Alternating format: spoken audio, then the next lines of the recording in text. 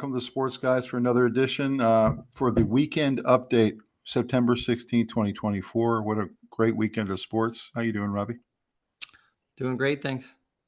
A lot of cool things happened this weekend. Anything big that really hit you that you wanted to talk about? It was a big weekend. Lots of sports, not too many surprises, but plenty. But the biggest thing that jumps out at me is what happened Thursday night in the NFL. My Dolphins went down in dramatic fashion to a team that seems to have their number, and now there are enormous questions. Not only do you come away with an in-division loss, but now you have to deal with the fact that it's a huge question mark surrounding your quarterback, and your whole season now hangs in a balance because you don't have an excellent backup. So there's a lot of questions about the Dolphins now. Everything I've predicted for them is out the window because their quarterback not only is questionable, but if he does come back, is he going to play the same way, or is he going to be very, very timid? And so that's the biggest one that jumps out for me. That was the biggest story of this past weekend of football, and it happened on Thursday night. I, of course, wanted the Dolphins to win, but as you and I have talked about, I've had a disagreement with you about, Josh Allen and the Bills and whether they're a good team this year. You thought they were down. I thought that maybe getting Stephon Diggs out of the locker room might have actually helped. That might have been addition by subtraction because of his poisonous nature. I'm seeing a little bit, by the way, watching today's game, Chiefs and Bengals, seeing a little bit of Jamar Chase becoming a little bit of a spoiled brat. Yeah. And I think Diggs and Chase are very much in that same mold. And I think that the Bills might be more cohesive and be a better team, running the ball more and focusing on the trenches and doing a lot of the things that I wish all of teams would do, including my Panthers and all the teams that I like, including the Dolphins. So yeah, it was that was a really hard blow. I really like Tua a lot as a person. I think he's a great guy. I think that he probably should have retired after the last one when his fingers all curled up. And to see it happen again, I can't imagine that the NFL would want him to do that again and try to put his head at risk again. Yeah. Even if you had 5 Trent Williams, it's just too much to risk. He's got his whole life ahead of him. Yeah, and he's set for life money-wise. He signed a $190 million deal, and he can still get a nice big chunk of that if he walks away right now. So I don't want my Dolphins to lose him this way, but at the same time, he's a father of 2 young girls, and just it's really an individual decision for him whether he wants to take the risk. But if he asked any advice from strangers or even famous NFL people are all coming out saying the same thing, walk away now while you can still coach and you can still do all these things that are around football and be a dad. I really like how McDaniels has handled this. He's handling it like he's almost like his second father. He's handling it like he's his friend. He's not worrying about football right now. He's telling him good advice about worry about your family, worry about your kids. Yeah. And that's ultimately, it was cool. What he said was, you're the starting quarterback of your family, and that's the most important position that you need to play right now. Yeah, I agree. I like that. At the same time, I like McDaniels more than I did even a week ago. So as a person, I think even less of him as a coach than I did a week ago. I think that he's an offensive coordinator. I think there's some guys that just aren't anything but a good offensive or good defensive coordinator. I think he's one of those. I think he would be a huge asset to any organization as the offensive coordinator. I don't think he's a head coach. I may be wrong, but that's just what I see. I see he's really good when everything's going really well. I don't think he's very good when things are crumbling. Yeah, just what I see. I think it's kind of unknown at this point. He's got a lot to learn. Panthers have hired a bunch of those types of guys that I think would just be really good coordinators. And I think McDaniels is one of them. He may prove me wrong. I hope he does.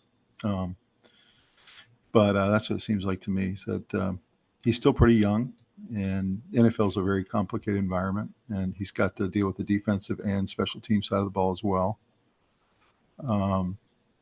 Anyway, we'll see what happens. But he's in a tough spot now. Of course, Skylar Thompson's not going to get it done. So.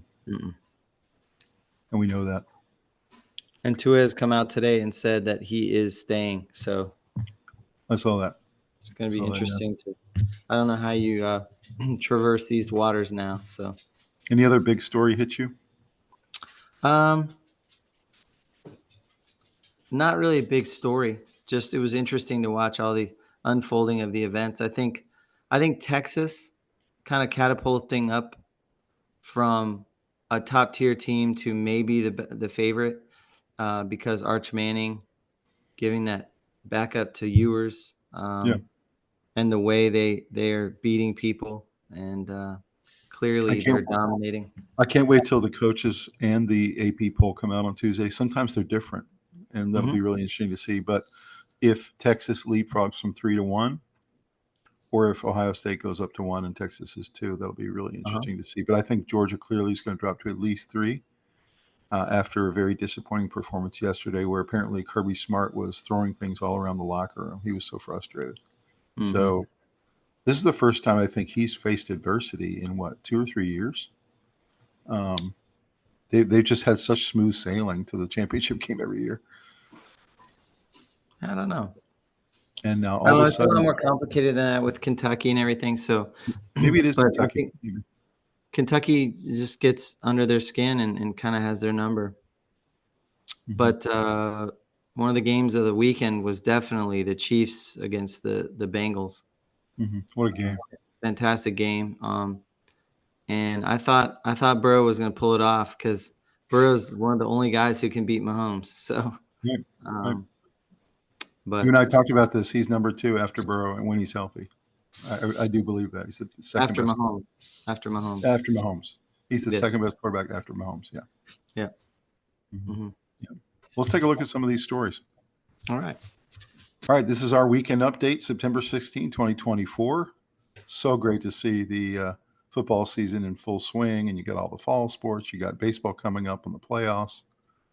You got hockey and basketball approaching. It's just such a great time of the year. So the first story is Florida State. Is this coach the hottest seat in the country at 0-3? And how is this happening? It's not like they're losing to Georgia, LSU, and Alabama. They're losing to total scrub teams. Boston College and Memphis. Like, how is this happening with the level of talent that Florida State has? All I can say is I think all the big programs go through these periods. Georgia was down for a while. Alabama was down before Saban came. I think they lost some players to the NFL, and the guys that were behind them just weren't very good.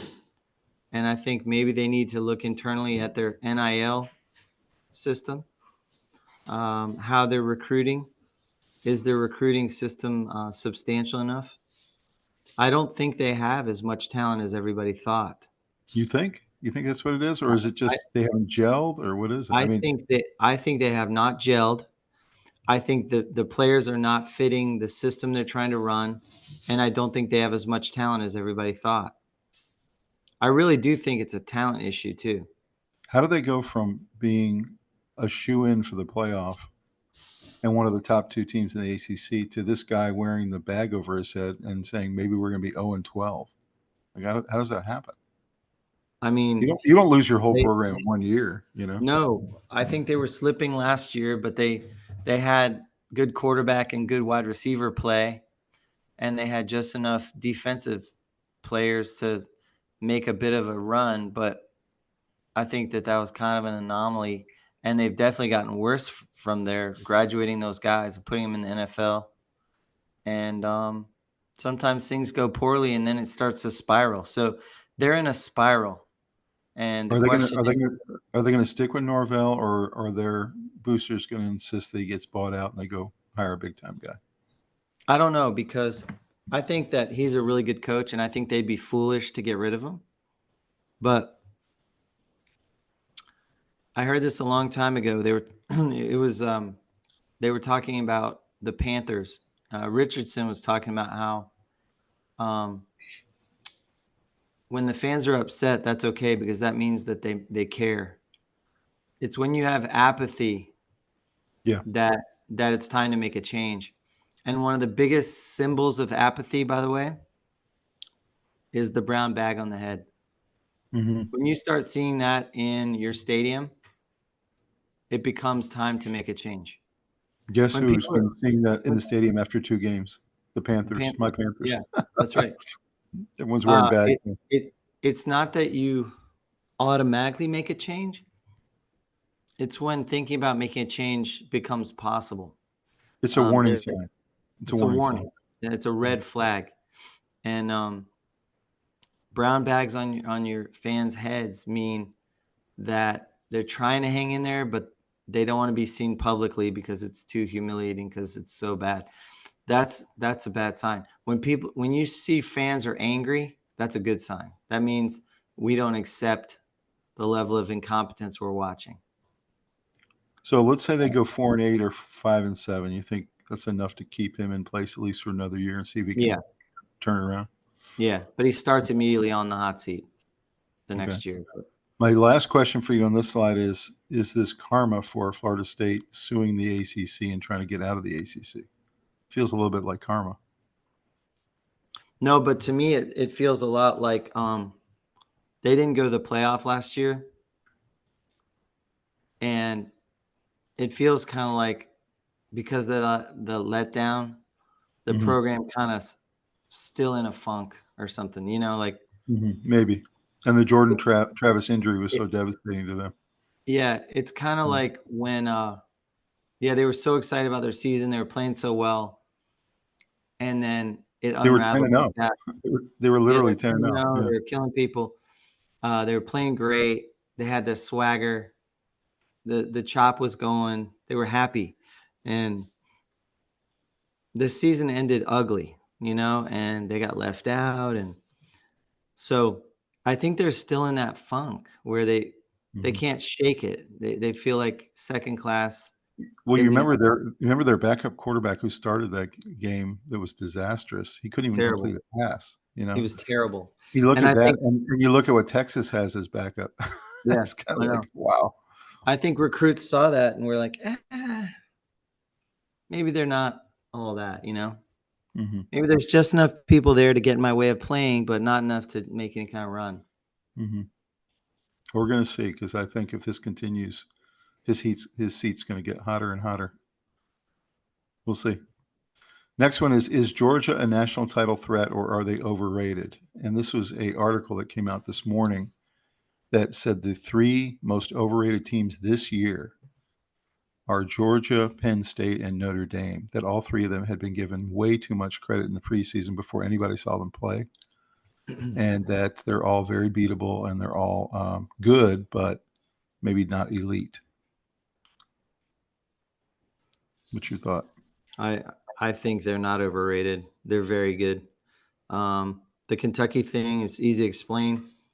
The last, I explained it in the other podcast, but the last 5 years, Georgia's only 3 times scored under 20 points, and all 3 were against Kentucky. For some reason, that team plays really well against Georgia. Mhm. I would chalk it up to that until I saw that against anyone else. But I think they're still the team to beat. They're still the champions until someone knocks them off. I think Mhm. they're not the best team in the country, but I do think they have a shot at getting to the finals. A really good shot, depending on how the whole thing shakes out with seeding. I think if they drop to 3 or 4, that's about right for this year. They're definitely one of the best 4 teams in the country, for sure, Yep, they're top 4. which means that they should go to the playoff and they should make some noise, potentially. Yeah. They I should think get to the semifinal or the final. Penn State, they were saying, was the second best team after Ohio State in the Big Ten, but that was without seeing this new quarterback and their whole new system, and, they're really struggling. I mean, I think Penn State's a little overrated. they're winning, but they're barely winning. And then Notre Dame, of course, had, one of the worst losses in college in the last 20 years, and then comes back and wins 66-7, but I don't know which team we're gonna get. It does feel a little bit like we're not really sure about Notre Dame yet. The thing is, I think Notre Dame's really, really good, and I think they're gonna beat most teams pretty badly.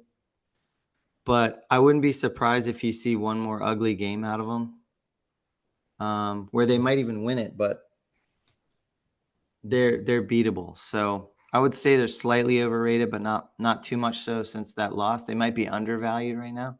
Did you notice But their last couple quarterbacks have all been imports for 1 year? When you got yeah, Riley Leonard this year coming from Duke, you had the Wake Forest guy come in Sam last year for Sam 1 year. Sam Yeah, Howell. Sam No, Hartman, Hartman. and they seem to be Yeah, I kind of don't. renting a That's not a quarterback. good. That's not a good place to be. I don't think. I don't think so either. You want to build up and have, you know, Don't you want a guy like yours for a couple of years? yeah, I don't know. yes, Interesting. So you think Penn State definitely overrated, Notre Dame maybe. We're not quite sure yet, tiny and bit, then and Georgia not Georgia overrated. in the top 4 still. Yeah. Uh-huh. Okay. All right. So, who is college football's most dominant team after week 3? And these are all scores I wanted to go over with you. First one was Tennessee 71-0, but you have to take into account who they're playing. And Kent State isn't exactly a football powerhouse, right? Yeah, Oregon 49-14 over their in-state rival. That seems pretty impressive when they had not been playing well this year, and they finally did play well in week 3. Texas plays an in-state rival, and actually UTSA is not bad. Actually, a decent program. They yeah, just blew them out of the water. A little worse than they did with Michigan. Miami plays Ball State, and this is the kind of game it shouldn't even happen. 62-0. yeah, Cam Ward had 6 touchdown passes. yeah, Notre Dame 66-7 in their revenge game after their big upset against it. I think a pretty good football program. Purdue has always been pretty decent. decent. Yeah, but So I don't Notre know, Dame just got it rolling. They were frustrated. or maybe Purdue's just bad this year. I don't know. But Yeah, Alabama plays a football powerhouse out of the Big Ten and mhm. just completely dismantles them 42-10. That kind of surprised me. I thought that'd be a little better game. Kansas State takes out Arizona, who'd been playing really, really well. Had been one of the early bright spots of the season so far. Arizona came in 2-0 and had that receiver that is some people think's better than Travis Hunter, but Kansas State just took them apart. And then Michigan got back on track, but really ugly. I mean, this is the kind of game you expect to be 56-0 against Arkansas State, and really struggled. And they were actually down in the third quarter for a while. So I don't know. I don't think Michigan's very good. I don't know why Yeah, they're I don't. still top 25, but I think they're feeling the effects of graduating some really good players, they won the and Natty it's last hard to year, and reload. when the Natty Yeah, but they last year lost and this their year, coach and players. That's tough. yeah, it is. It is. That's tough. Win the Natty last year, and then this year they can barely beat Arkansas State. I don't know. Yeah. Florida loses their 3rd game of the year to Texas A&M, who a lot of people have as a sneaky maybe 11 or 12 seed in the playoff potential. So I think that's a pretty good win for A&M. Utah is supposed to be one of the top 4 teams in the country and kind of struggled with Utah State for a while until they finally put it away.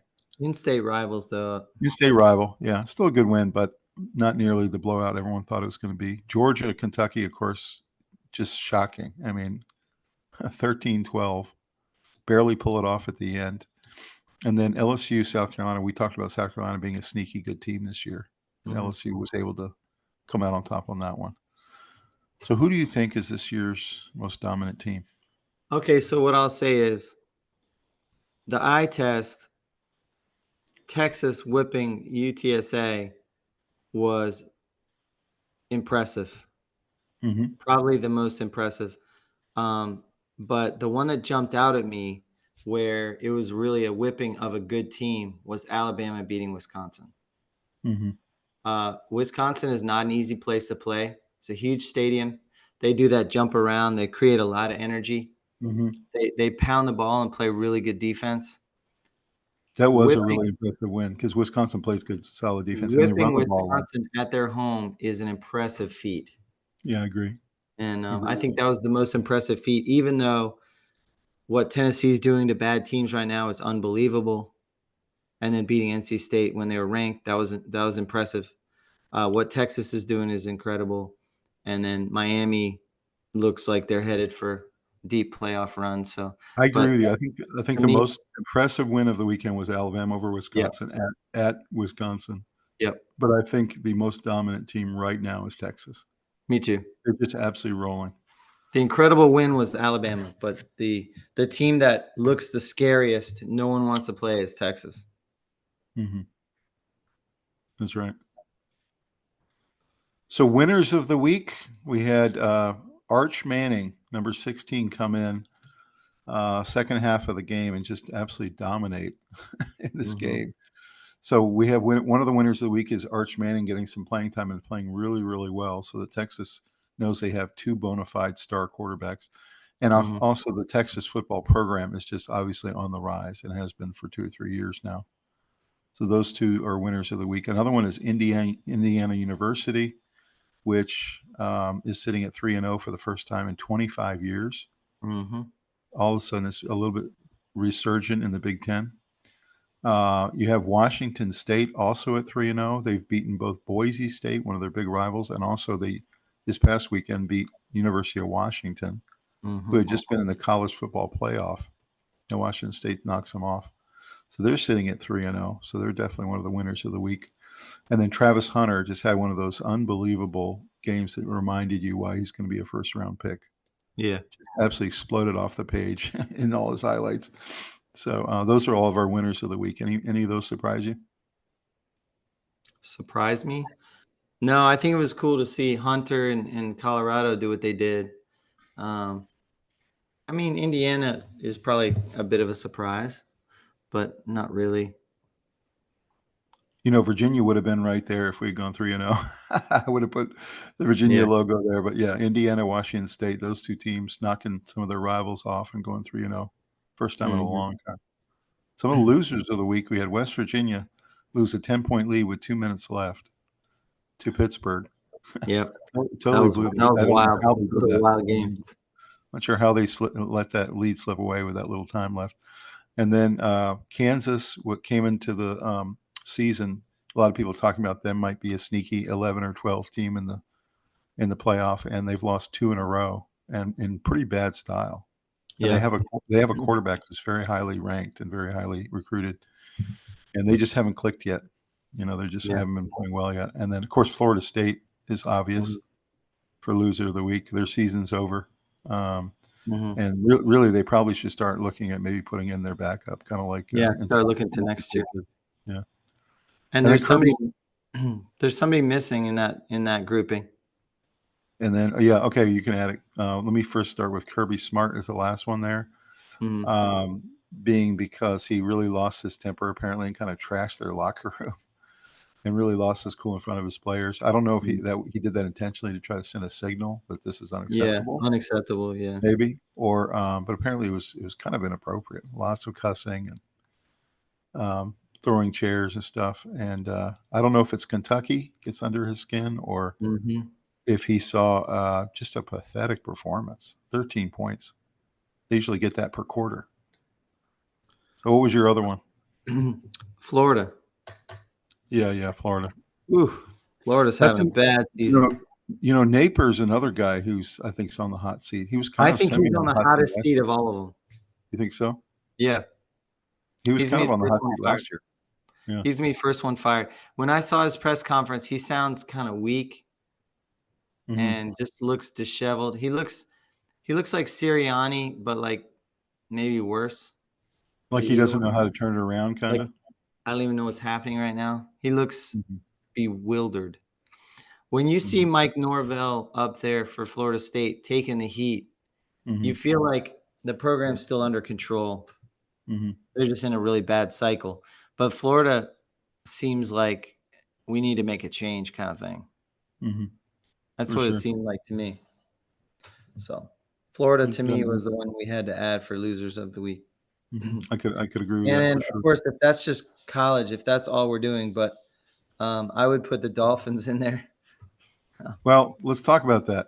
That's our next one. Tua and the Dolphins, are they done? And Bills, are they a contender? And you can see the two headlines here. Dolphins and Tua says he has no plans to retire after suffering latest concussion. And then Josh Allen, Bills again prove the AFC East runs through Buffalo. And you see a picture there of James Cook and some of the Bills players that were kind of dominating in that game. So what are your thoughts about these two headlines? I think the Dolphins are done because everyone's gonna be too scared to play a normal offense with Tua, even if he stays. And I think the Bills are not a real contender. They're probably going to make the playoffs, but they're not gonna do anything. They're So they're not talented enough. who's going to win that division? Well, it looks like the Bills probably will. I had them at second, but um, they'll probably win the division and go out first round To who? to anyone in the AFC. I think very few playoff teams in the AFC won't beat them. Mm-hmm. Okay. They're going to be one of the lower teams that make the playoffs, talent-wise. Okay. I could see that. I don't know. I just feel like nobody's going to really want to play them or the Bengals or the Chiefs or the Ravens.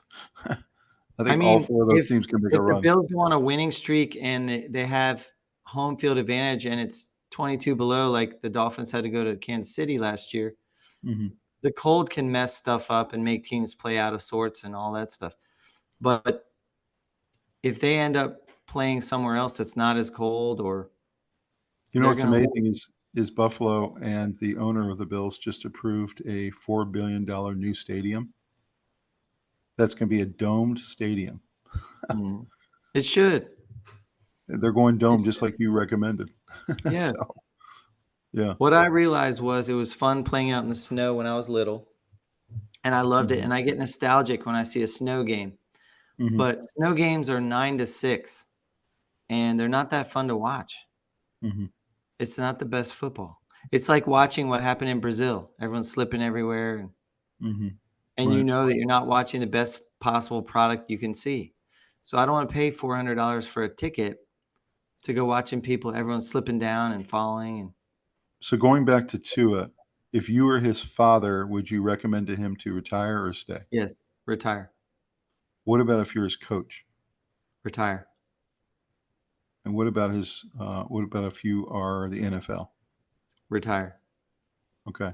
And so now the fact that he's saying I'm not going anywhere. I'm not sure. Forcing someone out of their lifelong ambition is something I don't really like doing. So I would hesitate to do that. But um, I would, if I was the NFL, I'd fight to try and make sure he got a good chunk of money, that Mm-hmm. they didn't pull it all back from him and leave him poor and left out in the cold. Mm-hmm. Set for life money wise. And I think he'll immediately get broadcasting offers. He's a very charismatic person, a good speaker, Mm-hmm. and he can also coach. So he's not done in life, and he's I not think done he'd with be football. I He think doesn't he'd be have a to really be good exposed to that kind of danger anymore. I think he'd be a really good color analyst. Hmm. I really do. Yeah, He looks good on TV. yeah, that's what I'm saying. He Well, has a lot of potential. I'm praying for him. He's a great guy. If I were his brother, father, son, or anything around him, I would say, please, please, please retire. Don't Yeah, take another hit. It's not worth it. yeah. I was listening to a brain specialist, and he was talking about how when you have the fencing syndrome, the next time you have a head injury, it dramatically increases your chances of having a stroke, um, a deadly stroke. So they basically were saying that the first time he had it, he should have been shut down because the second time you get it could kill you. And now Did he's you had it 3 times. Like did you it's ever another find out time. why they call it fencing? No, I didn't look that up. Okay. But basically, the chance of him seriously getting hurt or killed is very high now that it's happened to him more than once. Mm-hmm. So yeah, it's So, not worth it. so do you think it is essentially malpractice that the Dolphins have kept putting him out there and keep sending him out in the field? It feels a little bit like they're somewhat responsible. Even people who want him to retire are very reluctant to take it away from him. It's his dream. It's his livelihood. Yeah, but Rob, if he ends up dying on the field, I know. the Tua family is going to sue the NFL for $500 million. I know.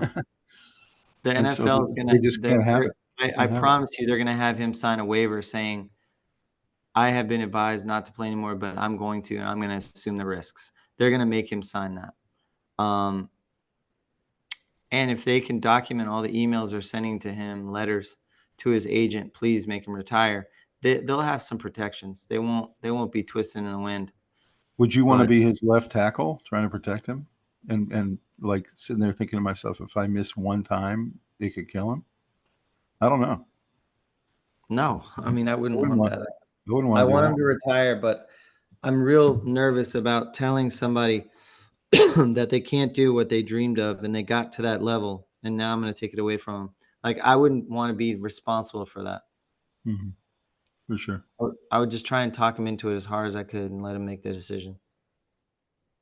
Well, I'm praying for him. And his family. Next one is NFL parity on display. And this is where I'm going to eat some crow because a week ago I told you that I was concerned that there wasn't a lot of parity in the NFL and that I was concerned about that there were just a couple teams that could really win the Super Bowl. And then what I see this week today is one of the craziest NFL days I've ever seen. You had It's the not that Ravens, crazy though. you had the Ravens blow a lead late at home to the Raiders. The Raiders are probably the third or fourth worst team in the league. You had the 49ers make crucial mistakes, and the first time ever that Purdy really looked human today. He really looked like kind of a second tier quarterback with a 23-17 road loss to the Vikings. You had Dan Campbell making all kinds of coaching mistakes today. He claims that he cost his team 2 different field goal opportunities, including one right at the end of the half, and that he feels like he screwed his team over in this loss. And so I wonder if he can just keep making these same mistakes. I know everyone loves the guy, but he just isn't a good field general. He's not a good clock manager. Maybe he needs to hire one. I don't know. I don't know what it is, but that never should have happened. You have Jerry Jones describing the 25-point home loss. This is in Dallas to the Saints as extraordinarily disappointing, and that he's so disappointed for their fans. And then you have the Malik Willis-led Green Bay Packers essentially run the ball 45 times with Jacobs and win against the Colts 16-10 and completely shut down Richardson. So any of these games shock you like they did me? Nope. None of them shocked you. No. Because I've told you for a while that the parity in the NFL is amazing. We've discussed before in our last hot takes about how about half the teams that made the playoffs last year are not going back. The only way that's possible is for good teams to slip quickly. You don't see it coming a long way off. You're pretty good one year and then you're really not the next. There's a couple teams that I've missed on so far. I thought that Seattle wasn't going to be very good. They're better than I thought. I thought New Orleans Saints weren't going to be very good. They're better than I thought. I thought the Falcons were going to be really, really solid and good. They're not as good as I thought. They might end up there, but so far not as good. There are teams that are better than I thought and teams that are not as good, but all of them, most of them are headed for 500. And I said that in previous podcasts. You It's did. just the way the league is built. There are limitations on depth by having these small rosters.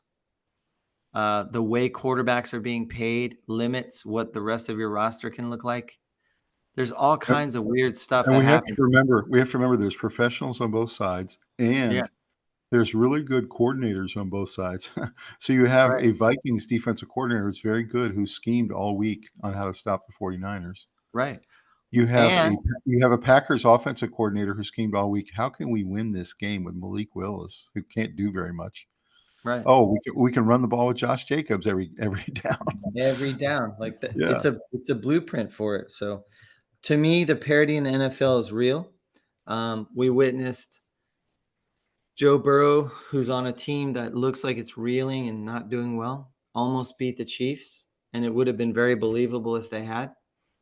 The parity's real. I mean, Essentially, though, think about it. The Ravens and the Bengals are both 0-2, and the that means Panthers one. are the Panthers are one of the only bad teams that I thought was going to be better than they actually are. They're worse than I thought. The Giants I knew were going to be bad. That I saw that coming. The Jets, I felt like were going to be bad because they haven't done much for their offensive line problems. So, I mean, but they can beat anybody, The Patriots are better than I expected. Right. I thought they were going to be a basement, but they're going to be winning some games. They're They are. probably going to be just under 500, but right in there, fighting for a playoff, but they're not going to make it. But Mhm. um, So Ravens and Bengals both sitting at 0-2. That means one or both of them might not make the playoffs. correct. So that's the kind of situation you're in now. I mean, I these wouldn't teams are be really surprised starting at to hold. all if they didn't make it. And then you have the most shocking loss on this whole thing is the Cowboys losing by 25 points at home. They are almost unbeatable at home. You can't I'm tell me not that surprised. that point. You can't tell me that that score didn't shock you. I'm not surprised. By 25 points. I've been saying they're not making the playoffs. I think that they have wildly mismanaged their cap. Now, all three of their best players are up for huge paydays at the same time. That means they're having to not pick up players they need and also not, they stayed away from drafting players and bringing in players. They couldn't bring in any veterans. They don't have the money. But are the So Saints a lot better than you thought? they're letting their team atrophy. I don't know. I don't think so. I think they are definitely better than I thought, but not a lot better than I thought. I think they're just really playing nicely, complementary football. They're running into teams that are being exposed as They're not, playing. They're playing like a playoff team, though. yeah. And I don't know. And then the 49ers loss doesn't shock you? Shock? No. Surprise? Yes. It was a little surprising, but not shocking. What about the Dan Campbell coaching issues? Um, I think I can live with it. I can live with Dan Campbell's coaching issues. Okay, why is that? His players believe in him. He gives your team hope, and I mean, they need hope he's built a in great team. Detroit. There's no doubt. Yeah, he did that. So, Mhm. you know, Well, I have to say that being a Cowboy hater myself, I was completely delighted to see this score. yeah, Although I'm a very mixed emotion because, of course, the Saints are in the Panthers division. I don't like them either, but um, I would rather them win than the Cowboys. That's for sure. And my Ravens are going to win the Super Bowl prediction is starting to look really, really unlikely at this point. I think the Ravens have some serious problems right now. yeah. The Ravens' game plan is not optimal. Um, I think Lamar got a huge contract. That's going to hurt them in the long run. I can't stand when teams overpay the quarterback, and it just hurts your team and it ripples down. Very few teams have wildly overpaid their quarterback and then ended up going to really top places. I mean, last year you had Green Bay in there. You had the Lions did pay Goff, so you had Purdy who's making nothing. You had Lamar go in there with a big contract, and they got beaten, but they shouldn't have. But it's interesting. I saw a thing. It said Malik Willis has a 39.0 career passer rating in his starts, and a QB's passer rating if they spike the ball every play is 39.6. Mm-hmm. So his passer rating is lower than if he were to spike the ball every down, and I'm sure it's because he's thrown interceptions. That's hilarious. That's hilarious. So you talk about a good game plan. If he just Is did nothing. running the ball for him when his passer rating is lower than if he were to spike the ball in every play. That's crazy. That's crazy. So some other games today to mention. Commanders beat the Giants, got their first win under Jaden Daniels. Was really happy for him there. You had the Cleveland Browns get a win over the Jaguars. So now the Jaguars have started 0-2. You know, the Browns looked really, really bad last week, and now they've pulled out a win. The Seahawks won in overtime over the Patriots. Jets got their first win. And then the LA Rams get blown out by 31 points to the Arizona Cardinals. And you actually kind of called it that the Arizona Cardinals were going to be good this year. They're going to be better. I said better, yeah. That was really surprising because the Rams have been playing really well. So now the Rams are the Rams are a better team, but I think Arizona's addressed a lot of needs. Now the Rams have started 0-2. So now their path to the playoffs is really thin. And then you have the Pittsburgh Steelers have started 2-0.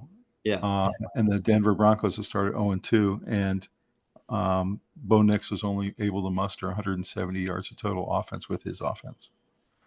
So the Bo Nix experiment so far, at least, is not too fruitful. It's going to take time with a rookie quarterback. I think long-term he's going to be a good quarterback. All the rookies look lost out there.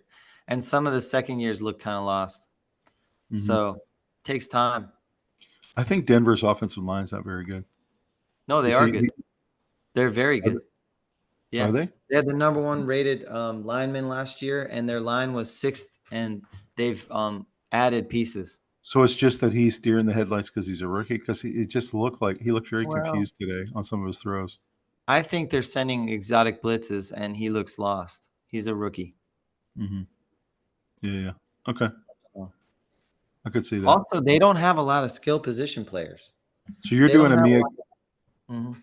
you're doing a mea culpa on the Saints. I'm doing a mea culpa on NFL parity. And we, as we talked about in our podcast earlier, there's no college parity right now. It's all like top 10 teams and everybody else. There's really not much college parity at all. Yeah. And in the NFL, literally anyone can beat anybody. Yeah. It's crazy. It's such a big deal when there's an upset in college. It's like huge. Right. In the NFL, it's nothing. It's a weekly event.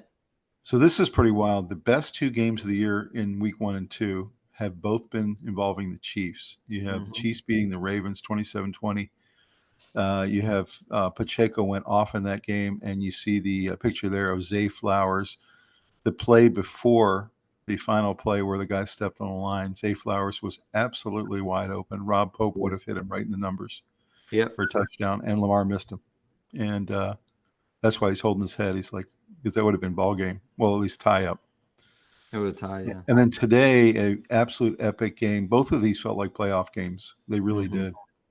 Burrow gave everything he could, and so did the Bengals. And yet, Mahomes comes out on top with a Harrison Butker field goal. Yeah. What are your thoughts about these 2 epic playoff early in the season games? I really enjoyed both games. I watched them to the end. They had stunning last second, final play deciding the game things.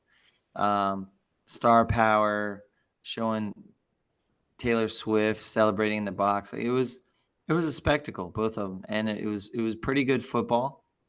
And you feel like these are the 3 quarterbacks who most likely are going to really be there over the next few years, even though I can't stand what the Bengals are doing personnel-wise. I think Burrow is that good. When he's healthy, yeah, he's just so good. There were a couple of balls that he threw that were just absolutely lovely right into the guy's hands, and they dropped them. I know. And I really felt like the Bengals would have won if he just could have had a couple of receivers squeeze a couple of those balls. They're right in their hands. So he just throws such a nice ball. It's crazy. So I have Mahomes, then Burrow when he's healthy, then I have Josh Allen 3, and I have Lamar Jackson 4. So 3 of my top 4 quarterbacks were involved in these 2 games. So I think that's part of why they were so epic. And of course, they both have defenses too. Yeah. So, I mean, this is one of the reasons why the Kansas City Chief games now are some of the highest rated games, because Yeah. everybody knows when you tune in, it's going to be a great game. It's It's gonna going be to a feel like the wild playoffs. show. Yeah. Yeah. Yeah, he Yeah. had Pretty this wild. wild play where Mahomes hit Kelsey, and Kelsey's running down the middle of the field, pretends like he's gonna throw it to somebody in an overhand lateral, and Mm-hmm. then pulls it down and keeps rumbling forward. It looked hilarious. Yeah, It it's was cool. so crazy that everybody stopped for a second because he's just nuts enough to do that. No, but he did it before, remember? I He did it know. I last year. remember when he did it, but it was Yeah. the player was wide open, which was Yeah. good. This one, he did it in traffic. It was insane, but he got another couple yards, so it was just exciting to watch. I mean, you can sell it if you've done it before. That's when you can Yeah, sell it. or if they That's believe you're crazy enough to do it. like you see the picture there of Mahomes handing it off to Pacheco. Well, that play action works later because he's handed it to Pacheco for 20 times, and now he Yeah, can fake it, and then you have a wide open Rashid Rice. that's right. So it only works if they think you're going to do it. Right. So, all right. Well, any other big stories from the weekend, or any big ones you're excited about coming up? Yeah, so, let's see. Let me find this. So, I saw the statistic, Peyton and Eli Manning rushing yards in college, negative 316. Really? In Yeah, college? yeah, 'cause a sack is a negative rushing yard, so, Do you think they called Arch today and said, "Man, what the heck"? yeah, and You then you should got probably Art. you should tell the people about what he did today, or what I he did will, yesterday in the game. yesterday. So, he ran for a 67-yard touchdown.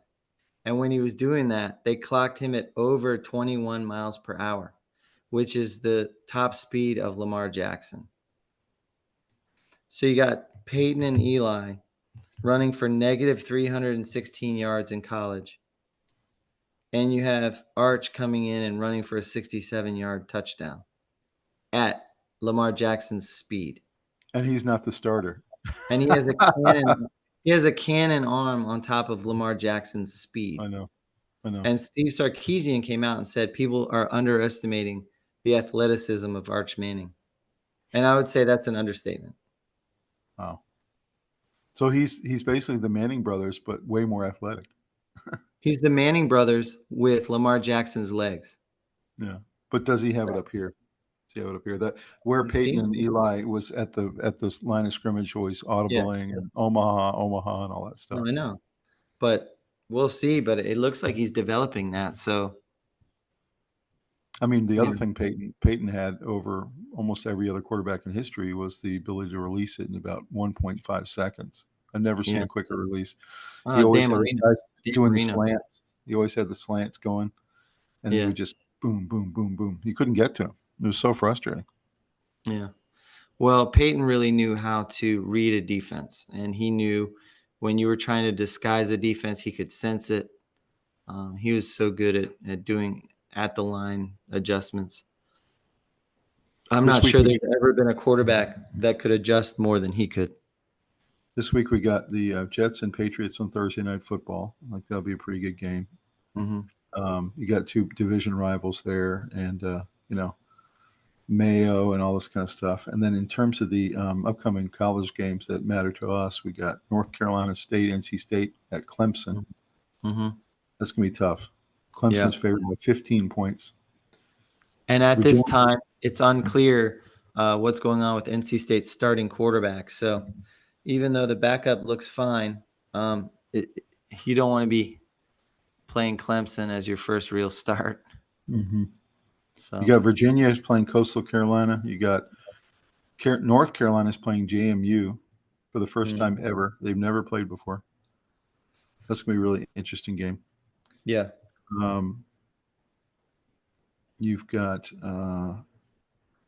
Arizona State, Texas Tech is kind of an interesting game. Should be pretty good. Most of the other games are kind of slaughters or set up to be slaughters. Another good ACC one coming up is Louisville, Georgia Tech. I'm really curious to see which team is Yeah. better. They're both Let's pretty see good. if Louisville's for real. That's right. And then the only other premier game of the week is Michigan USC. And Yo, yeah, yeah. I think USC is going to wipe the floor with them. I They just don't think should, but they're good. can you imagine if Michigan pulls that off? Maybe they're not as bad as we're thinking, you know? Well, they have 2 losses already, Yeah. so I guess they could find a way back in the playoff, but I don't think so. I don't I think either. because I don't think they'll beat Ohio State. I don't have a scenario by which they make the playoff, but it's not impossible. I don't think they can even beat Penn State, maybe. I don't know. We'll see. Well, they're gonna have USC opportunities, is a big test. USC is their second hardest game of the year no after question. Texas and But Ohio State. I will tell you, if Michigan beats Penn State, USC, and Ohio State, they're in the playoff. Yeah, I think so. Yeah. Do I think that's gonna happen? No. But Because that means they're Big Ten champs. So, yeah. correct. And Yeah, so yeah. the point is, it's in their hands whether they go that back to the championship, or the playoff at least, or not. You The know, if they quarterback get they have this year, he doesn't look ready. He's yeah. really young. He looks deer in the headlights, and, of course, they lost their top 2 running backs to the NFL draft, so Although I they're will in a tell you, little bit of a I will rebuilding year. I'll tell you, they're ranked 18 in the country, Mhm. and wait, they're 2-1. They have one loss. Oh, they're 2-1. They're 2 and They're 1, yeah. 2-1. So they're 18 in the country. It wouldn't take too much to get up to 12. So I'm telling you, you get a little bit of they could lose to Ohio State, but if they beat No, Penn but State and USC, no, they're in. remember the rules are different. They're gonna give a non-Power 4 Bid. conference I get it. to 12. The 12 is taken off the table. That's gonna be either Memphis or Fair enough. Northern Illinois or App State, somebody like that. Fair enough. That's 12, But but, so they gotta get to 11. 11. Okay. You gotta get to So 11, they yeah. got to move up 7 spots.